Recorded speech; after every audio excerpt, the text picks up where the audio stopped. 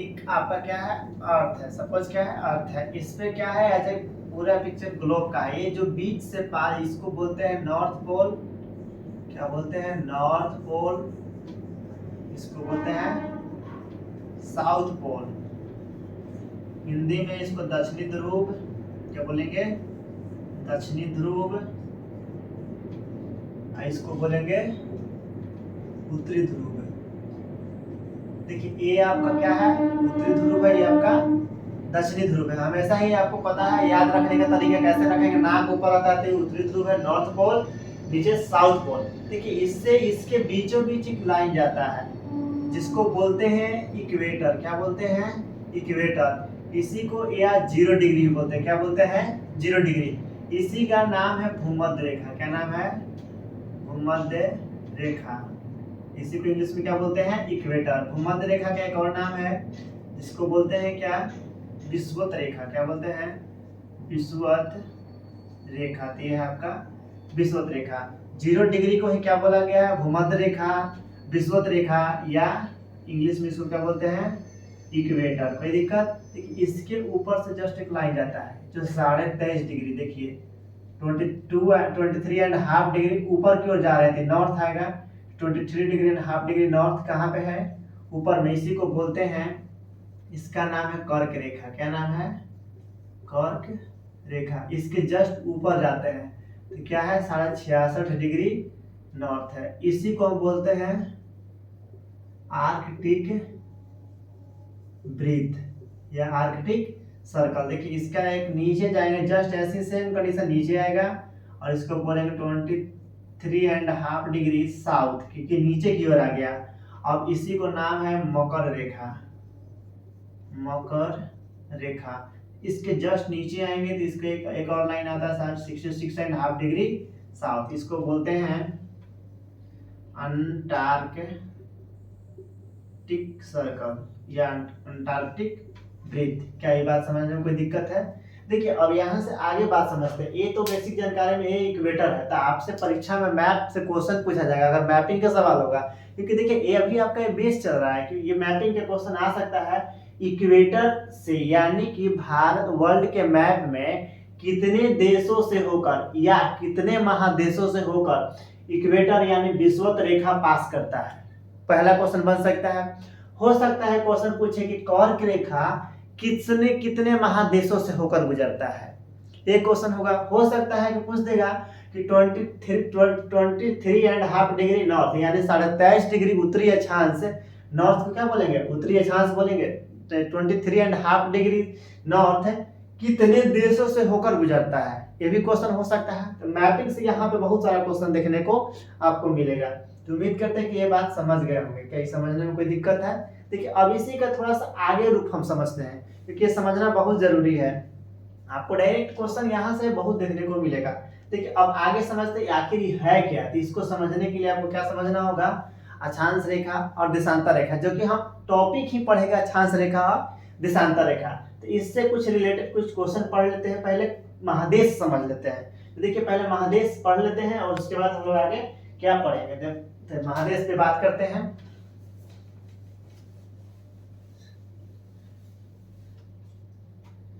चलिए देखिए महादेश की बात करते हैं। महादेश, इसको क्या बोलते हैं? कॉन्टिनेंट। यानी अगर महादेश की बात करेंगे तो महादेश कितने हैं? टोटल 7 हैं। 7 में सबका नाम जानेंगे। देखिए 7 है, सबका नाम समझेंगे। पहला अपना प्यारा देश जानते हैं क्या है? कॉन्टिनेंट है एशिया। एशिया के बाद यूरोप, अफ्रीका, अफ्रीका के बाद उत्तरी अमेरिका, अमेरिका ये क्या है?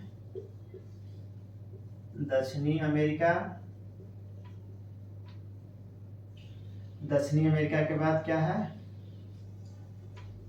ऑस्ट्रेलिया, और एक है अंटार्कटिका। यानी देखिए टोटल पहला है 2 3 4 5 6 7 इस तरह से। इसके बाद महादेश के बाद हम लोग बात करते हैं महासागर की, ओशियन, महासागर, ओशियन की बात करते हैं। ओशियन हम लोग कितना पढ़ेंगे, 5 पढ़ेंगे। देखिए 5 में सबका जानते हैं,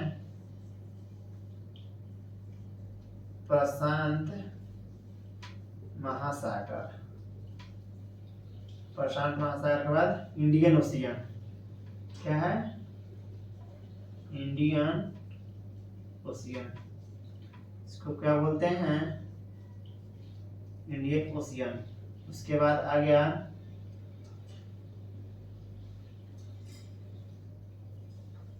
अटलांटिक महासागर, अटलांटिक के बाद आ गया आर्कटिक महासागर, और सबसे नीचे आएंगे तो आपको मैप में देखने को मिलेगा अंटार्कटिक महासागर। इसको भी इंडियन ओशियन को हिंदी में शायद कुछ बोलते हैं, ठीक है, याद नहीं आ रहा है। ऐसे हिंद महासागर, हाँ इसका नाम क्या है, हिंद महासागर, ठीक है। ठीक है, तो वैसे ही पैसिफिक ओशियन, इसको इंग्लिश में बोलेंगे पैसिफिक ओशियन, इसको Atlantic ocean, Arctic ocean, Arctic, Antarctic ocean, ठीक है, यही 5 ओशियन है। तो आपसे क्वेश्चन पूछेगा कि जैसे बताइए कि एशिया महादेश से कौन कौन लाइन पास होता है, क्वेश्चन पूछ सकता है। जो एशिया महादेश है इससे कौन कौन देश पास होता है, पर इससे समझने से पहले आप थोड़ा सा समझ लेंगे इसको। जब यहाँ पढ़ ही रहे हैं तो यहीं पे इसको पढ़ लेते हैं। अगर एरिया वाइज पूछेगा, एरिया यानी क्षेत्रफल के अनुसार, क्या पूछेगा, क्षेत्रफल के अनुसार महादेश, यानी अगर एरिया वाइज पूछेगा क्षेत्रफल के अनुसार महादेश, तो ठीक है, सबसे बड़ा की बात करते हैं तो सबसे बड़ा कौन सा है, एशिया है, क्या है, एशिया है। एशिया के बाद बात करते हैं तो कौन है, अफ्रीका है, कौन है, अफ्रीका। उसके बाद तीसरे नंबर पे बात करते हैं उत्तरी अमेरिका, कौन है, उत्तरी अमेरिका। उत्तरी अमेरिका के बाद कौन सा है, दक्षिणी अमेरिका, कौन सा है, दक्षिणी अमेरिका। दक्षिणी अमेरिका के बाद 4 नंबर के बाद देखिए 5 नंबर में बात करते हैं दक्षिणी अमेरिका के बाद आ जाएगा अंटार्कटिका, अंटार्कटिका। अंटार्कटिका के बाद देखिए 6 नंबर में कौन आ जाएगा, 6 नंबर पे आ जाएगा यूरोप, और 7 नंबर पे आएगा आपका ऑस्ट्रेलिया। देखिए जब ये पढ़ लिए हैं, जस्ट यही इसके ऐसे इसका ट्रिक होता है, अनसुईया, क्या होता है, अनसुईया। बात करते हैं इस क्षेत्रफल के अनुसार पढ़ लिए हैं, लगले ही एरिया वाइज के अनुसार बात पढ़ लेते हैं, तो जनसंख्या के अनुसार पढ़ लेते हैं। जनसंख्या के अनुसार महादेश, यानी पॉपुलेशन के अनुसार। देखिए नंबर 1 में बात करते हैं क्या आता है, एशिया ही आता है, क्या है, एशिया। नंबर 2 में कौन आएगा, एशिया के बाद अफ्रीका, अफ्रीका में पॉपुलेशन बहुत है। उसके बाद देखिए तीसरे नंबर की बात करते हैं तो तीसरे नंबर में आता है यूरोप। चौथे नंबर की बात करते हैं तो उत्तरी अमेरिका, इसको कह सकते हैं उत्तरी अमेरिका को एन अमेरिका। 5 नंबर बात करते हैं तो दक्षिणी अमेरिका, और 6 नंबर की बात करते हैं तो ऑस्ट्रेलिया, ऑस्ट्रेलिया। ये आपका हो गया किसके अनुसार, जनसंख्या के अनुसार देश। ये बात करते हैं 7 नंबर, आप लोग सोच रहे होंगे इसका अंटार्कटिका, अंटार्कटिका। तो याद रखेंगे इसको हम लोग पॉपुलेशन में नहीं, क्योंकि इसी को हम एक और नाम देते हैं निर्जन महाद्वीप, क्योंकि यहाँ लोग होते ही नहीं है प्रेजेंट है, तो इसलिए इसको निर्जन महाद्वीप बोला गया है। क्या बोला गया है, जहाँ पे जन कोई लोग नहीं रहता है, सिर्फ रिसर्च के लिए यूज होता है। भारत में भारत का अलग अलग जैसे गंगा, गोदावरी, कावेरी, ये सब वहाँ पे नाम है रिसर्च सेंटर का, और वहाँ पे बनाया गया था, हम लोग उसके बारे में पढ़ेंगे। तो यानी अंटार्कटिका को क्या लिख सकते हैं, अंटार्कटिका को कह सकते हैं कि यहाँ इसको हम बोला गया है निर्जन महाद्वीप। शायद नहीं दिख रहा होगा तो हम लोग अगले यहाँ पे पढ़ लेते हैं। देखिए अंटार्कटिका क्या है, अंटार्कटिका। अंटार्कटिका को क्या बोलते हैं, निर्जन महाद्वीप, निर्जन महाद्वीप। इसी को हम क्या बोलते हैं, श्वेत महाद्वीप भी बोलते हैं, क्योंकि ये सालों भर बर्फ से ढका रहता है, सालों भर बर्फ से ढका रहता है, इसलिए इसको श्वेत महाद्वीप बोला गया है।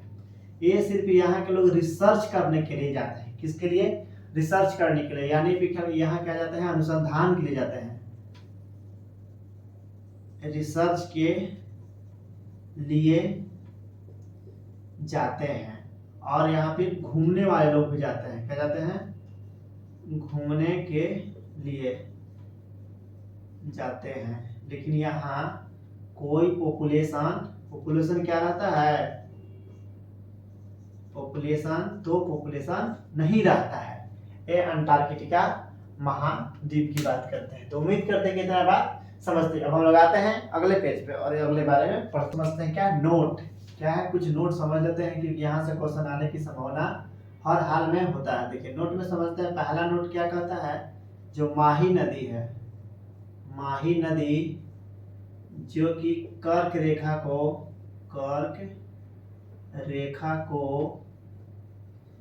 2 बार काटती है। माही नदी कर्क रेखा को कितने बार काटती है? 2 बार काटती है।